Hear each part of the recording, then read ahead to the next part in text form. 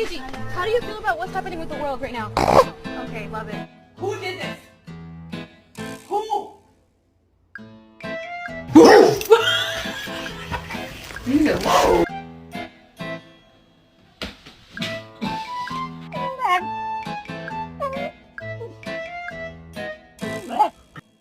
Come back in the house.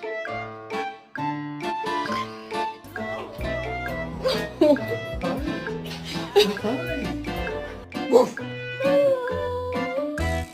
Woof.